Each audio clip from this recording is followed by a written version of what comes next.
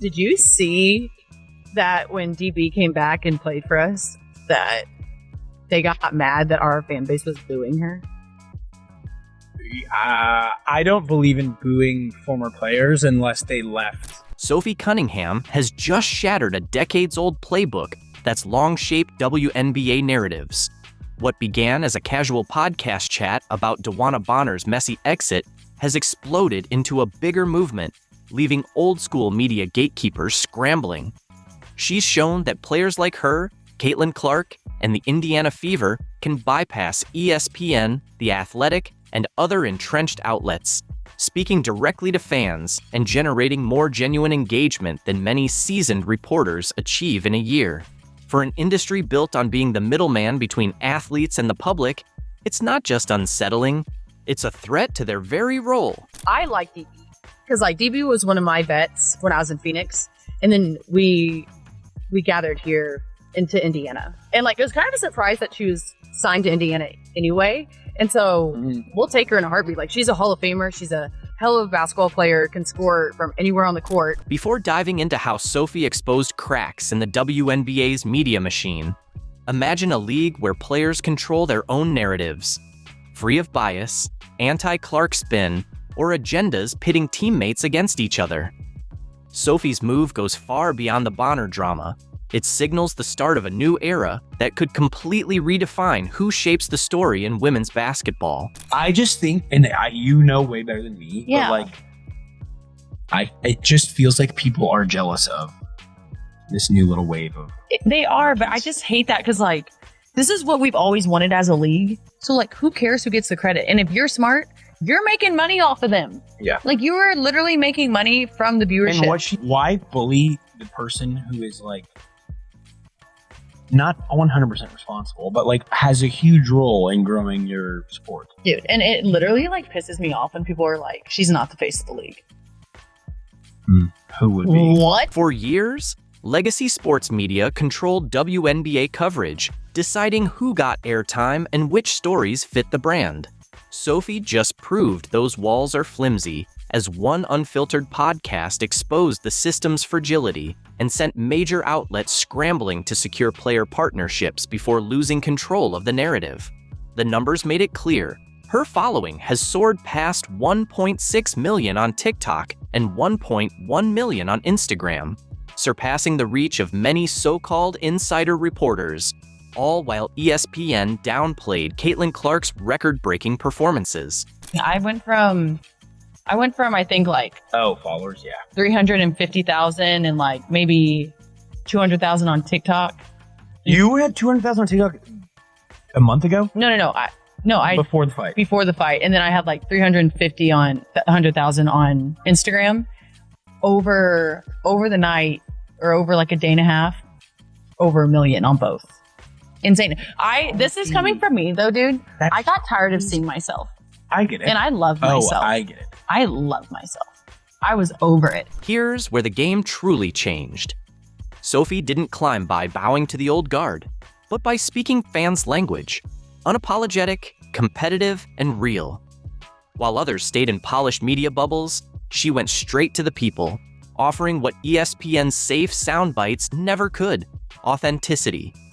The power shift came when she skipped reporters, The Athletic, and Twitter, instead dropping a truth bomb with her Show Me Something co-host that reframed the Bonner controversy. No editors, no spin, no PR script, just raw truth. In the past, such scoops were filtered through beat reporters, tightly framed, and timed to fit the media's control. But she got to Indiana and she just really wasn't happy. And I want people to be happy. So that's why I'm kind of neutral on this one, which a lot of people are surprised about. She's towards the end of her career. So she deserves her flowers. She deserves to be happy. But I also think that if you're going to leave, you're going to have to expect getting booed. Was there explanation when it happened? No. Not even privately? Yeah, I mean, okay. That's tough. And, yeah, okay. Well, I did say what? Unless you leave on some you type shit, and that's what that is, so. Yeah. Sophie took one look at that system and said, yeah, no.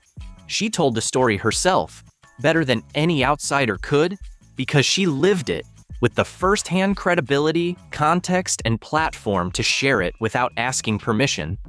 It's a level of freedom the establishment media doesn't want Caitlyn Clark or any Fever player to enjoy. Like, I'm still rooting for her. Like, I want her to end her career and be happy. But I also think that, like, it's okay to be professional about it and, like, send a text to your teammates. Send a text and be like, hey, like, love you guys. Or you don't even have to say love you guys. Just like, hey, sorry this didn't work out. Good luck. Da-da-da-da. You know what I mean? Like, there's a way to handle that, I think. Here's the strategic bombshell most missed. Sophie's podcast isn't just a DIY project. It's backed by Colin Cowherd's sports media empire, The Volume, marking the first major crossover between a WNBA player's content and mainstream sports muscle. They signed her not as a token gesture, but because they saw what ESPN didn't. Player-driven storytelling outperforms sterile, politically safe coverage. That deal shows WNBA stars can step into the mainstream sports arena and reach a bigger, truth-hungry audience. Sophie's success will push more players to bypass middlemen, which is why traditional media is scrambling to sign them. Proof that fans prefer unfiltered player content over corporate-approved narratives. There's really good, well-known people in our league. I'm not discrediting them. Like, we have a lot of badasses in our league. Yeah. Like, hell yeah to that. I'm all for that. But when people try to argue that she's not the face of our league, or if our league would be where we're at without her, you're dumb as shit. Yeah. You're literally dumb. Sophie is breaking the league's Protect the Veterans Code, the unspoken rule against criticizing the inner circle, exposing politics, or questioning sacred cows. She called that agreement broken and told the truth about Bonner's messy exit, not because it was easy or safe, but because it was real. That commitment to truth over politics is exactly what new WNBA fans, especially Caitlyn Clark's massive following, have been craving, while old media stayed too afraid to address it. One of the biggest stars the WNBA's ever Who's that? had. Her name rhymes with Schmaitlin. Hurtland? Yeah. What has that been like, seeing her not only kind of transform a league, but also just be like, No, is that fair to say? not even just the league, but like The women's sport. basketball as a whole around the world. No, I think it's awesome. I think it's so funny because she's like 22, 23 years old and the whole world is watching her. Sophie Cunningham's fiery defense of Caitlyn Clark spoke directly to the fans the old WNBA media machine has been alienating. While legacy journalists softened Clark's story with cautious, she just needs time takes, Sophie bluntly called her critics dumb as hell, and meant it. It was both authentic and strategic, targeting the league's fastest-growing, most passionate fan base and speaking their language instead of the media's stale jargon. She chose inclusion over gatekeeping, and her engagement numbers showed it worked. You have seen players in our league try to like toughen up Caitlyn. We call her CC. CC. For even when I wasn't on her team, like I know the talks that Phoenix had in the locker room of like, no, we're gonna prove her, we're gonna show her what the W really is. You know what I mean? And like I get it to a certain extent, and like every rookie coming into the league, that's how you're gonna treat them. But there's just more. The traditional sports press thrives on players sticking to sanitized, sponsor-friendly quotes. It keeps them as the all-important interpreters. But when Sophie speaks directly and unapologetically, the middleman becomes irrelevant. No spin, no decoding. Fans hear her, understand her, and rally behind her instantly. And that terrifies the old guard, because if players like Sophie and Caitlyn can reach millions, grow massive followings, and own their narratives without gatekeepers, what exactly are those gatekeepers offering anymore? Their power was built on controlled access, on the belief that players needed their platforms to matter. Sophie just proved they never did. And now the only question is, who's next? Just what does it mean to come back here and be able to play or just as an opponent? Yeah, AZ was good to me, but I'm way happier where I'm at now. It was good to see people. It was fun to play in front of some fans. But for me, I'm way happier in Indiana. The Indiana Fever's road trip ended with a 95-60 beatdown, 2 fresh injuries, and DeWanna Bonner trash-talking. But Sophie Cunningham stole the spotlight on the court and in her podcast, dropping truth bombs about how Bonner really quit. You'll never hear professional courtesy the same way again. That had to have been one of, if not the most embarrassing loss of the season for the Indiana Fever so far. We lost to the Atlanta Dream earlier in the season, 77-58. We lost to the Valkyrie earlier in the season, 80-61. And tonight, against the Phoenix Mercury, we lose 95-60. You knew it was bad when the Fever couldn't hit water falling out of a boat. Bricks, stolen passes, and Phoenix running away before halftime popcorn was gone. Indiana shot 34.3%, clanked 23 of 33s, and gift-wrapped 42 turnover points for Phoenix. That's not basketball. That's charity work. Does this team practice?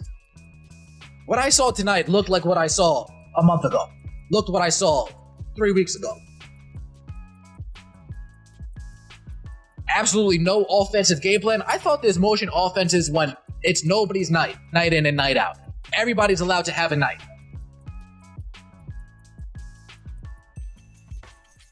If Kelsey Mitchell doesn't play well, it needs miraculous efforts from the rest of the team to pick this up. Sophie Cunningham played great tonight. Kelsey Mitchell had a bad game. Bad game. Where's everybody else? The gut punch? Sydney Colson crumpling with a knee injury, then Ari McDonald hobbling on a bad foot. In one night, the Fever's thin roster turned into tissue paper. 2 key players down in a blowout. It's getting kicked while you're face first in the mud.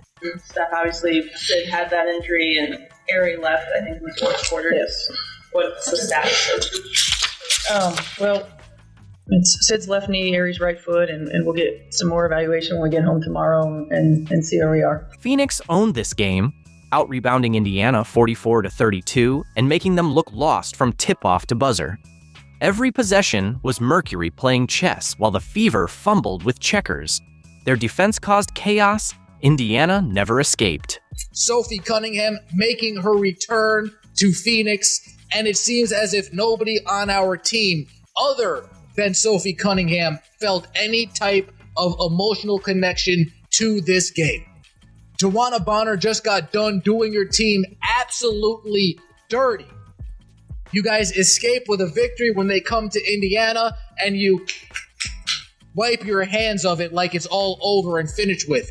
No, it goes both ways. You don't think we want to beat her on her home court? You don't think we want to get a W for Sophie Cunningham, making her return to the team that she spent her whole entire career with up until this point? Sophie Cunningham was the lone Fever warrior, scoring 18 on sharp shooting while her teammates searched for a pulse. She fought to keep the blowout from getting uglier, but one player can't beat an entire squad. Savely, top shot, wasn't square, and here comes Indiana.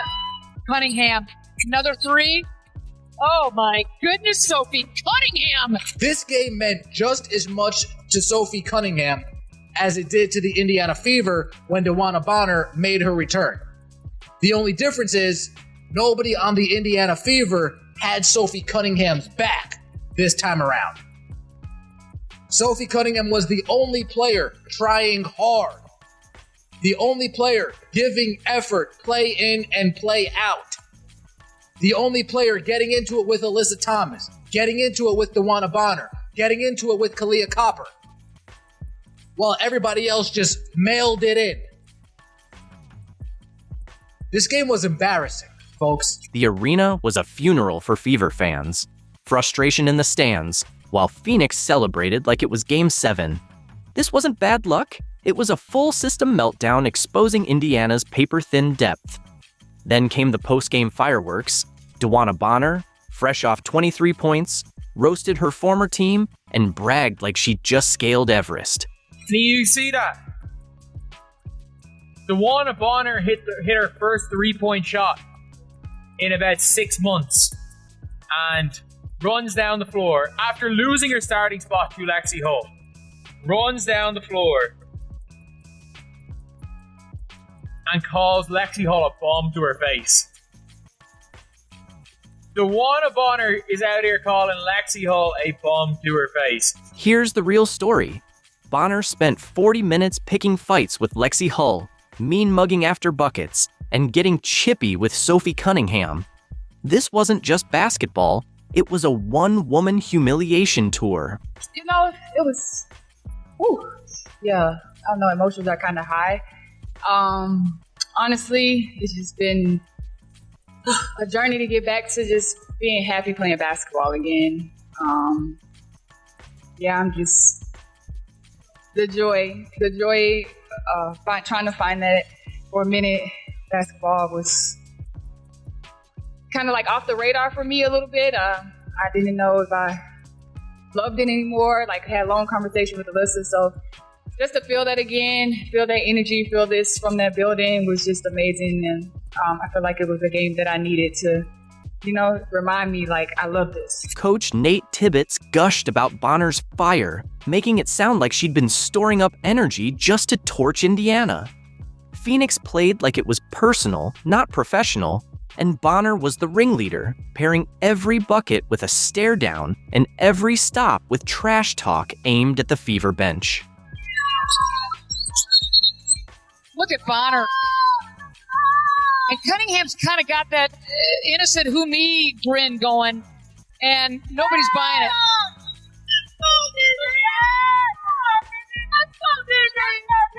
Wow, what a steal by Bonner, stepping right into it. And Sophie knows that doesn't want to create anything more. A little holding on. You think this is becoming a rivalry?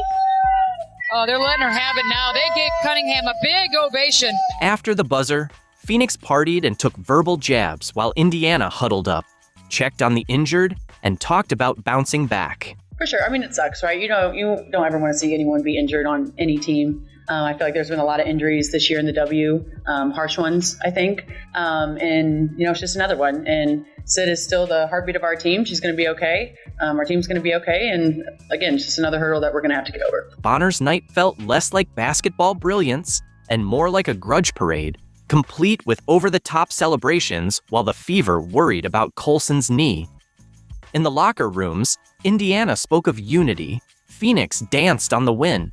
Her 23 points only underscored why she never fit the Fever's team first vibe, and Sophie Cunningham was about to drop truth bombs to prove it. Did you see that when DB came back and played for us, that they got mad that our fan base was booing her? I don't believe in booing former players unless they left on like some feud type shit. On her podcast, Sophie Cunningham finally spilled the truth about how Bonner quit the Fever, and it's uglier than anyone thought. She admitted Bonner's a Hall of Fame talent, but revealed the bombshell that rewrites her entire exit story. I like DB because DB was one of my vets when I was in Phoenix, and then we gathered here into Indiana, and it was kind of a surprise that she was signed to Indiana anyway. And so we'll take her in a heartbeat. She's a Hall of Famer. She's a hell of a basketball player, can score from anywhere on the court. Sophie revealed Bonner left mid-season without so much as a text to her teammates. Months of practicing, traveling, and bonding. Then poof, gone without a goodbye. But she got to Indiana and she just really wasn't happy. And I want people to be happy. So that's why I'm kind of neutral on this one, which a lot of people are surprised about. She's towards the end of her career. So she deserves her flowers. She deserves to be happy. But I also think that if you're going to leave, you're going to have to expect getting booed. Was there explanation when it happened? No. Not even privately? Yeah, I mean, okay. That's tough. And, yeah, okay. Well, I did say what? Unless you leave on some fuck you type shit, and that's what that is, so. Yeah. Sophie stressed this wasn't about X's and O's. It was about basic respect. A simple goodbye text could have avoided all the awkwardness. But instead, the team got radio silence from a supposed veteran leader who vanished without honoring the bonds she'd built. I'm still rooting for her. I want her to end her career and be happy. But I also think that, it's okay to be professional about it. And, send a text to your teammates. Send a text and be like, hey, love you guys. Or you don't even have to say love you guys. Just hey, sorry this didn't work out. Good luck. Da-da-da-da. You know what I mean? There's a way to handle that, I think. Sophie's words on accountability hit hard. She's been carrying the team's emotional load while Bonner made excuses elsewhere. You could hear her frustration as she defined professional courtesy, not out of pettiness, but plain respect between teammates. I doubt Dewana Bonner had any idea that how dirty she did her teammates on her way out of Indiana would ever come out to light. But Sophie Cunningham said, hold my beer. I got a podcast. I got this platform. I'm going to speak my mind. I'm not going to toe the company line. I'm not going to protect narratives. I'm not going to follow agendas. I'm going to tell you how it all went down. And Dewana Bonner disappeared like a ghost. Sophie's revelation shattered Bonner's redemption facade, exposing it as nothing more than a petty revenge game against teammates she couldn't even text goodbye.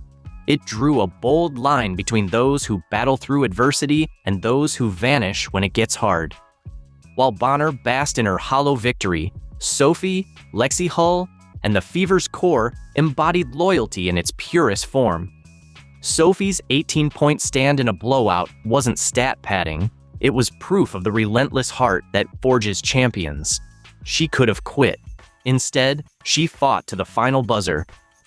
The Indiana Fever are in a disastrous situation right now. They're in an absolutely disastrous situation. Just moments ago, Sophie Cunningham finally spoke out, and what she revealed about the Indiana Fever locker room should send shockwaves through every Caitlyn Clark fan out there. Sophie Cunningham goes in the post-game press conference and confirms what we've all known all along. We've kind of wavered a little bit on that. We have our own islands. This locker room is split, and she uses the term different islands going on in this locker room. Sophie literally says, there's a little thing going on in the locker room. That's not good.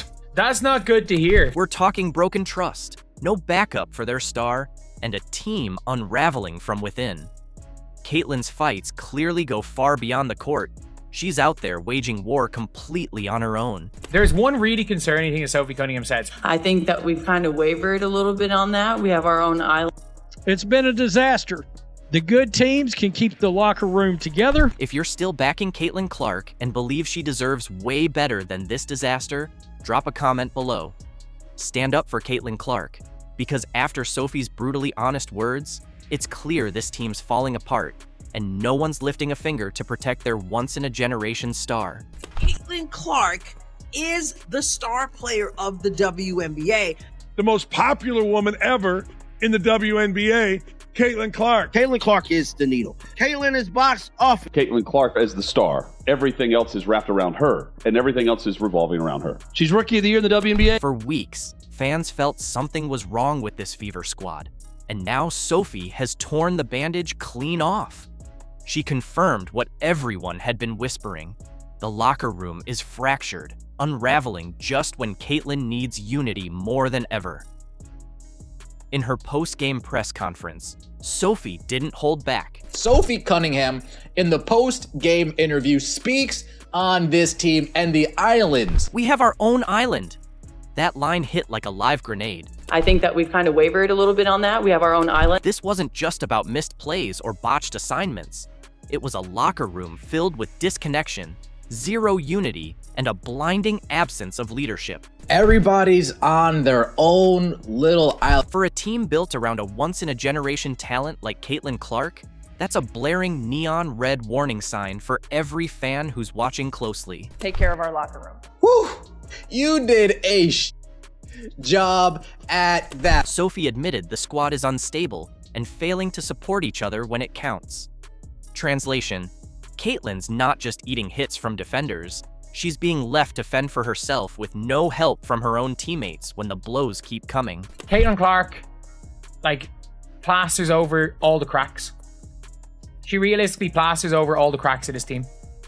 This team is not structured well. The very squad that's supposed to rally around her can't even hold it together. Last season, they had each other's backs. Win or lose, there was a sense of unity. But now, Sophie bluntly admits, everything's changed. Even when they were losing games, it seemed like the locker room was in a good spot. Now Sophie's basically waving a massive warning flag. And this isn't some clueless rookie talking. This is a battle-tested veteran. She even owned up, saying she's got to step up and help unify the team. But let's be honest, that doesn't fix the cracks that are already splitting wide open. Sophie Cunningham coming out there and effectively saying there's a big difference between her saying there are locker room issues and her saying the locker room maybe isn't where it needs to be. Caitlyn Clark's trapped in a locker room that offers her no protection, emotionally, mentally, or physically. And that collapse, it's bleeding out onto the court for everyone to witness. It is not looking positive for them to be fixed. We can be honest here. It's not looking positive. In games where Caitlyn takes a beating, where's the support? No teammates stepping up to send a message. Just collapse when it counts. Sophie even pointed it out herself. They scored 35 points on us in one quarter. They scored 35 points, I think you guys said. That just cannot happen. That's a team with no discipline, no focus, and no trust. This isn't just about losing a few games. It's about a whole culture crumbling from within. The Indiana Fever are in a disastrous situation right now. They're in an absolutely disastrous situation. When your superstar's out there fighting alone, this isn't some ordinary team issue anymore. This is a full-scale meltdown. If it's not minor, then again, I'm getting very close to just riding off the seat. Sophie Cunningham's blunt remarks about players living on different islands didn't come out of nowhere. They're the result of months of dysfunction, puzzling roster decisions, and a front office that looks utterly lost on how to protect the one player who truly matters, Caitlyn Clark. And a lot of this mess circles right back to DeWanna Bonner and Natasha Howard. Let's be clear, Bonner wasn't signed to just fill a roster spot. Whose idea was it to bring these old dinosaurs and put them on this roster, starting with DeWanna Bonner? She landed a max contract from the Fever in the offseason. Still one of the most baffling moves fans and analysts can recall. Sure, Bonner brought experience, but she also came with serious baggage. And despite all her veteran status, the instant result was friction, not leadership. Some insiders even suggest her sudden exit wasn't just about her brutal shooting. It was a last-ditch effort to save whatever shred of team unity remained. One of the fractures was a DeWanna Bonner group off to the side. One analyst didn't even hold back, asking if the Fever finally realized they had to cut Bonner just to stop the locker room from completely imploding.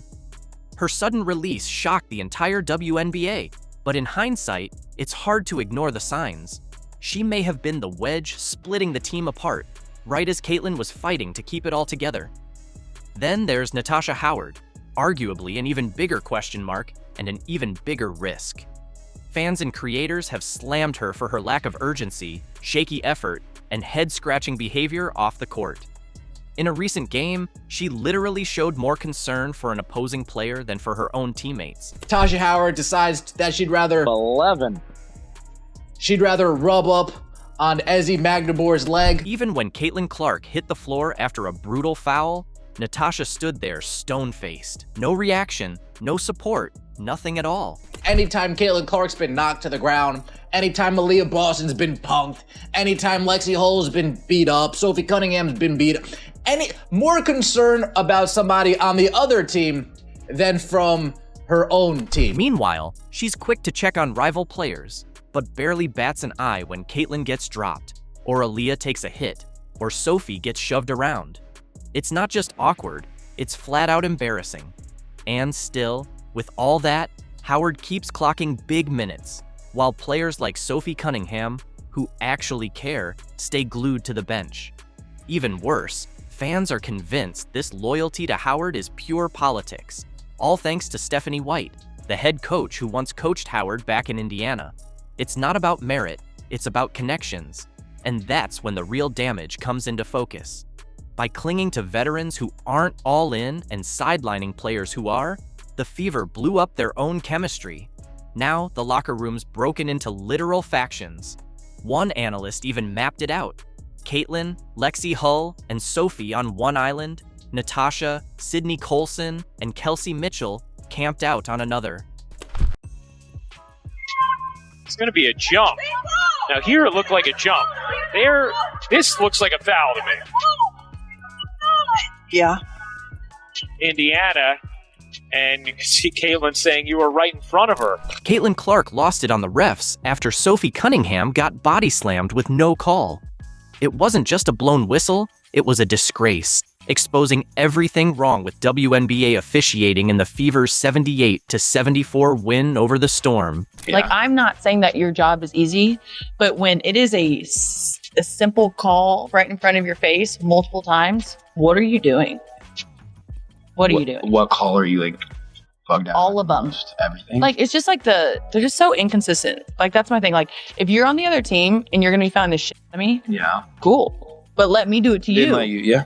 You know what I mean? You want Like, consistency then. yeah, like just give. And I think that's players across the league and like new fans across the country. Like, everyone's like, what is going on with the refs? And I'm like, I don't know. Sophie grabbed the rebound and was calmly holding the ball until a Storm player slammed her like it was Sunday Night Football. The ref, front row seat, did nothing. Just stood there like he was watching a backyard barbecue. Now, am I ever advocating for players to throw other players on the ground? No, like we've seen so much of it throughout the WNBA. He watches this happen right in front of him. There's so much contact on the play and he does nothing. He doesn't blow his whistle. He doesn't stop the play. He doesn't call a foul here. That's when Caitlyn Clark, sidelined for the 7th straight game with a groin injury, finally snapped. She'd had enough. We have updates and our recovery's going well. You know, it's just, I think for us staying the course and making sure that we're really diligent about each step that we take and that we don't have setbacks and that we're patient with it. I know she wants to be out here on the floor. We want her out here on the floor, but making sure that she's ready is the most important thing.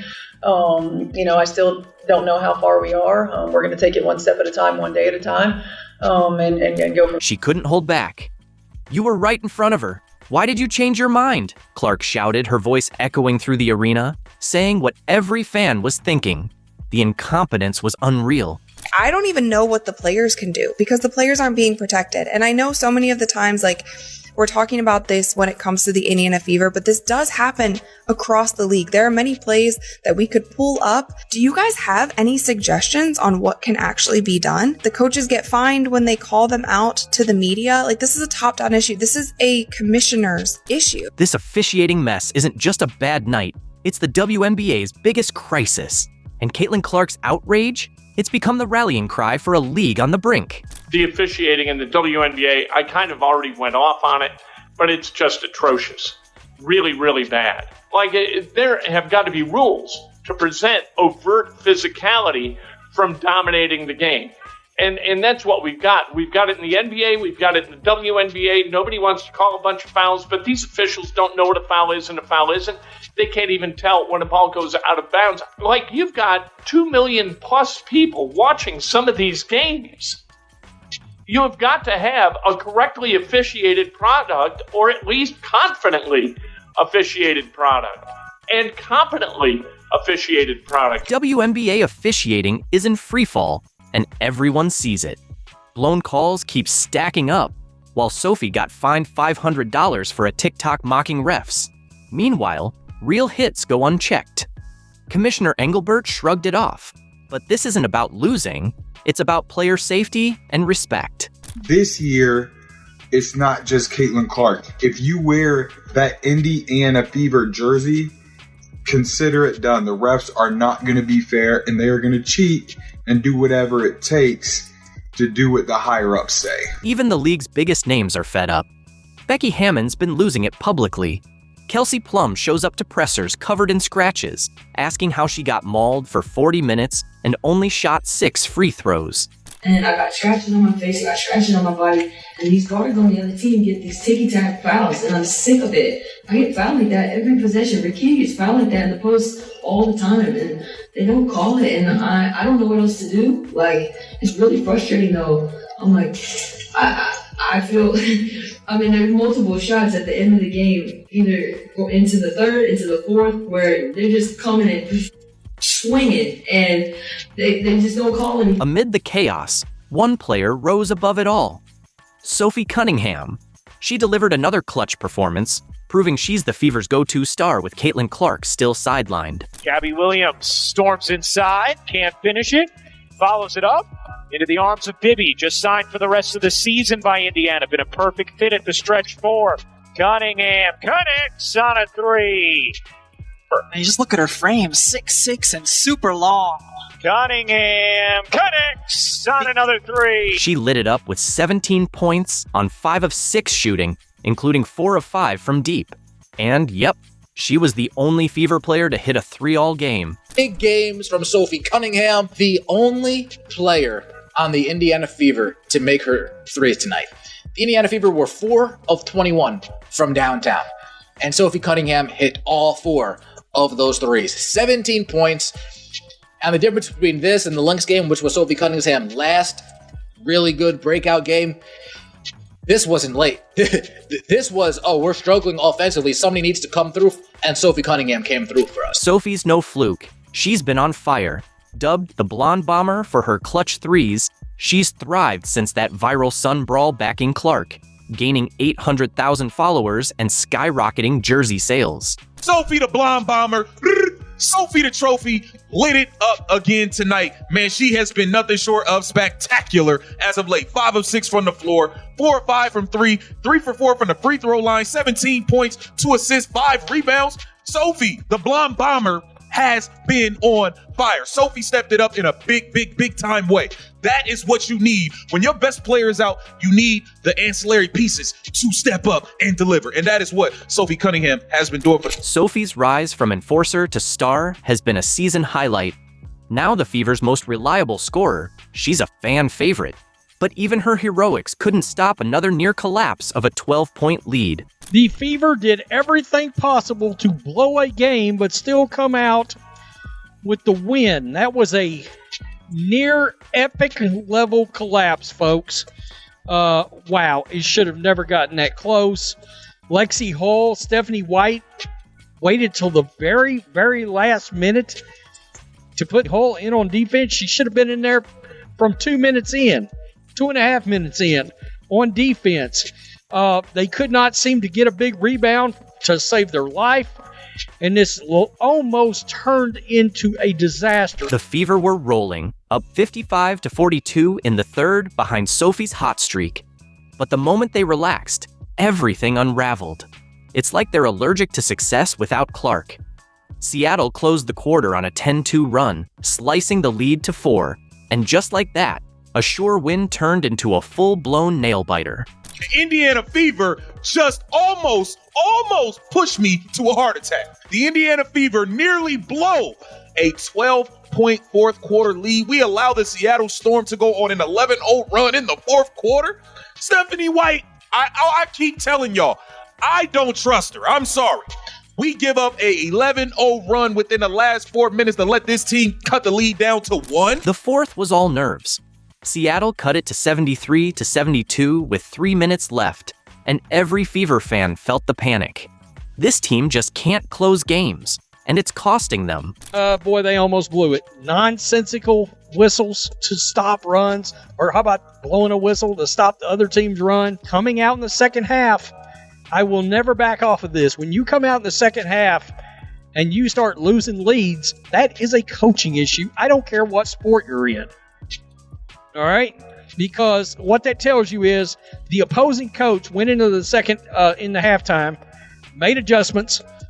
The other team comes out, and they start figuring it out. Well, it's up to your coach. It's up to your coach to make adjustments against that adjustment. The Fever seem to forget how to play once the fourth starts. Kelsey Mitchell had a brutal night. 3 for 16, 0 for 8 from 3, like playing piano with oven mitts. Luckily, Aaliyah Boston stepped up big. She dropped 16 points, 12 boards, and a clutch 9-point run that saved the game. Kelsey Mitchell could not get it going today, and I told y'all she is a roller coaster.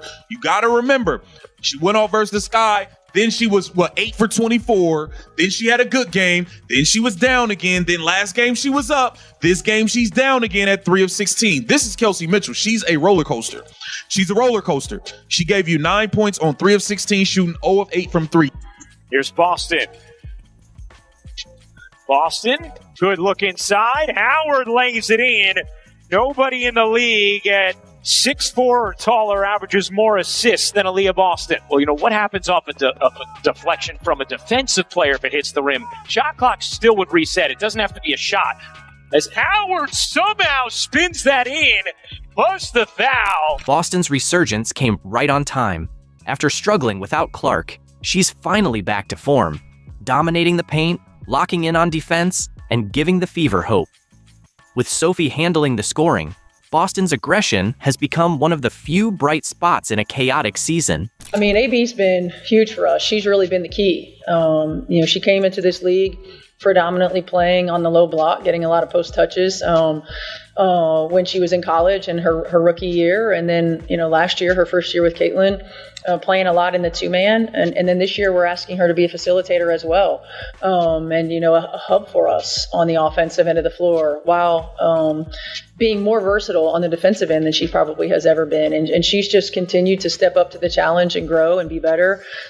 She's really the rock of our team. Veteran leadership has kept Indiana afloat, and Natasha Howard's been key. She dropped 21 points and became the team's steady anchor amid the chaos.